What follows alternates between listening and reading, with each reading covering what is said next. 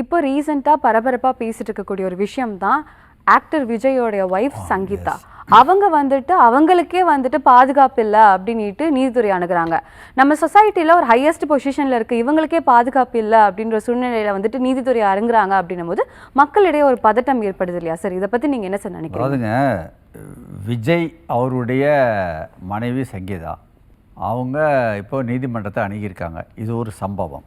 இந்த சம்பவத்தை பொதுமக்கள் எப்படி பார்க்குறாங்க அப்படின்னாக்கா, இந்த மாதிரி ஒரு முக்கியமான ஒரு இடத்துல ஒரு சொசைட்டியில் டாப் லெவலில் இருக்கிறவங்க, அவங்களுக்கு எல்லா வகையிலையும் பணப்பலம் இருக்குது, அரசியல் பலம் இருக்குது, இருந்தாலும் அவங்களுக்கு சொசைட்டியில் தனக்கு பாதுகாப்பு இல்லாத ஒரு சூழ்நிலை உருவாகிறதுனால தான் கோர்ட்டுக்கு போக வேண்டிய நிலைமை இருக்குது.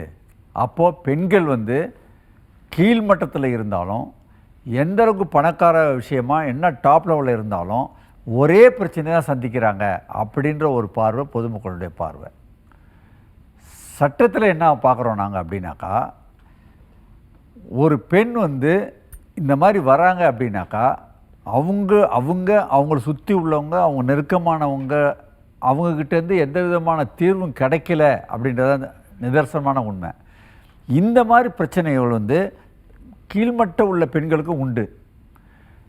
இன்னொரு விஷயம் பார்த்தீங்கன்னா, இதே நிகழ்வை ஒரு அரசியல் நோக்கர்கள் எப்படி பார்ப்பாங்கன்னா, எப்பா அவங்களுக்கு எவ்வளோ பிரச்சனை இருக்குப்பா, இந்த நேரத்தில் சொல்லணும், இது வரைக்கும் அமைதியாக இருந்துட்டு இப்போ போய் கோர்ட்டுக்கு போகிறாங்களாம், இதெல்லாம் ஒரு விஜய் பேரை கெடுத்துட்டு அது மூலமாக ஓட்டை கம்மி பண்ணிடலாம் அப்படின்ற எண்ணத்தில் யாரோ ஒருத்தவங்க தூண்டி விட்றாங்க அப்படின்றது மாதிரி அரசியல் நோக்கர்கள் பேசுவாங்க.